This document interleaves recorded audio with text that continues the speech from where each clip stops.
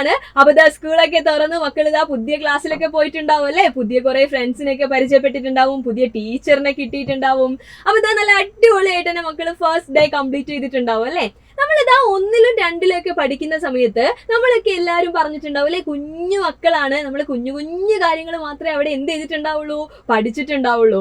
ഇവിടെ ഇതാ നിങ്ങൾ 3ാം ക്ലാസ്സിലേക്ക് പോകുന്ന സമയത്ത് കുഞ്ഞു മക്കൾ തന്നെയാണ് അല്ലെ, പക്ഷെ പഠിക്കാനുള്ള കാര്യങ്ങളിൽ എന്താണ് ചെറിയ ചെറിയ മാറ്റങ്ങളൊക്കെ വന്നിട്ടുണ്ട്. അത് എന്തൊക്കെയാണെന്നുള്ളതാണ് മിസ് ഇതാ ഈ വീഡിയോയിൽ നിന്ന് പറയാൻ പോകുന്നത്.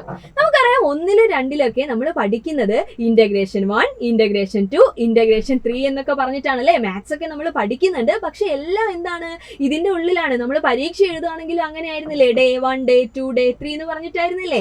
എന്നാൽ ഇതാ 3ാം ക്ലാസ്സിലേക്ക് പോകുന്ന സമയത്ത് മക്കളെ നമുക്ക് കുറച്ചുകൂടെ സബ്ജക്റ്റുകൾ വരാൻ പോവാണ്, അതായത് വിഷയങ്ങൾ വരാൻ പോവാണ്. നമുക്കിതാ അവിടെ മലയാളവും ഇംഗ്ലീഷും ഒക്കെ പോലെ തന്നെ EVS, മാത്സ് എന്നൊക്കെ പറഞ്ഞിട്ട് വേറെ വേറെ സബ്ജക്റ്റുകളായിട്ടാണ് ക്ലാസ്സുകൾ ഉണ്ടായിരിക്കുക.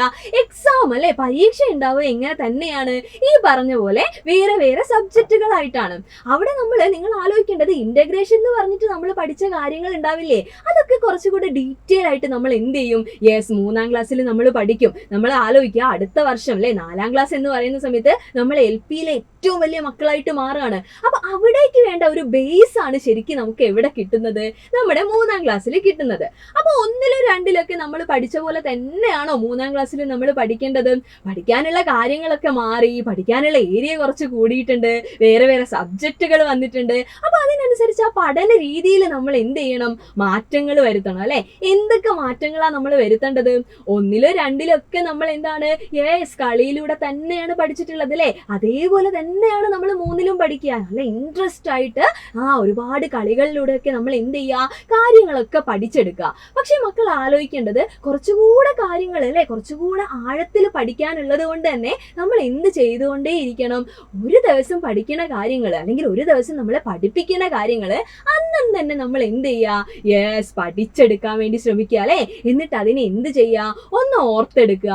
മിസ് നേരത്തെ പറഞ്ഞ പോലെ പുതിയ സബ്ജക്റ്റുകളൊക്കെ വരുന്ന സമയത്ത് അവിടെ കുറെ പുതിയ വാക്കുകളൊക്കെ നമ്മൾ പഠിക്കും. ഫോർ എക്സാമ്പിൾ നമ്മളിപ്പോൾ EVSന്റെ കാര്യം പറയുകയാണെങ്കിൽ EVS എന്ന് പറയുന്ന സമയത്ത് അതിനകത്ത് എന്താണ് കുറെ പുതിയ വാക്കുകളൊക്കെ കടന്നു വരുന്നുണ്ടാവും. അപ്പൊ അതൊക്കെ ഒന്ന് മനസ്സിലേക്ക് എത്തി നിൽക്കണമെങ്കിൽ അല്ലെങ്കിൽ മനസ്സിലൊന്ന് ഉറപ്പിക്കണമെങ്കിൽ നമ്മൾ എന്ത് ചെയ്തുകൊണ്ടിരിക്കണം, ഓർത്തെടുത്തുകൊണ്ടിരിക്കുക അല്ലെ, റിപ്പീറ്റ് ചെയ്തുകൊണ്ടേ ഇരിക്കുക. അങ്ങനെ സമയമൊക്കെ കൊടുത്തിട്ട് ഇതേപോലെ തന്നെ കുറെ സബ്ജക്റ്റുകളുള്ളതുകൊണ്ട് കുറച്ച് കഴിയുമ്പോൾ നമുക്ക് മനസ്സിലാവും ഏതോ ഒരു സബ്ജക്റ്റ് എന്താണ് നമുക്ക് കുറച്ച് ബുദ്ധിമുട്ടായിട്ടൊക്കെ തോന്നുന്നുണ്ട്. അപ്പൊ ഞാൻ എന്ത് ചെയ്യണം, അതിന് കുറച്ചും കൂടെ സമയം ചെലവഴിക്കണം. അങ്ങനെയൊക്കെ മക്കൾക്ക് മനസ്സിലാവും. ഇപ്പതാ ഫസ്റ്റ് ഡേ ആയിട്ടേ ഉള്ളൂ അല്ലെ, പക്ഷെ നമ്മളിങ്ങനെ പഠിച്ചു വരുന്ന സമയത്ത് ഇതിലൊക്കെ നമുക്ക് എന്താണ് കുറച്ചും കൂടെ കാര്യങ്ങളൊക്കെ വ്യക്തമാവാൻ തുടങ്ങും. ആ സമയത്ത് എന്ത് ചെയ്യുക, ആ സബ്ജക്റ്റിന് കുറച്ചുകൂടെ സമയം കൊടുക്കേണ്ടതാണ്. അതുപോലെ മാത്സ് ഒക്കെ ഇതാ പഠിപ്പിച്ചുകൊണ്ടിരിക്കുന്ന സമയത്ത് മാക്സിമം എന്ത് ചെയ്യുക, ചെയ്ത് പഠിക്കാൻ വേണ്ടി ശ്രമിക്കുക. അപ്പൊ 1ലും 2ലും നമ്മൾ എന്താണ് നേരത്തെ പറഞ്ഞ പോലെ കുഞ്ഞു മക്കളായിരുന്നു, കുഞ്ഞു കാര്യങ്ങളെ ഉണ്ടായിരുന്നുള്ളൂ.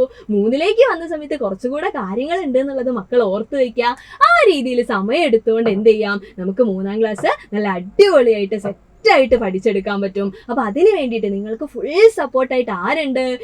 ഞങ്ങൾ എല്ലാവരും ഉണ്ട് അല്ലേ. സൈലം നിങ്ങളെ കൂടെ ഉണ്ട്. നിങ്ങൾക്ക് ഇതാ ഫ്രീ ആയിട്ട് നമ്മുടെ യൂട്യൂബ് ചാനലിൽ ക്ലാസ്സുകളെല്ലാം കിട്ടുന്നതായിരിക്കും.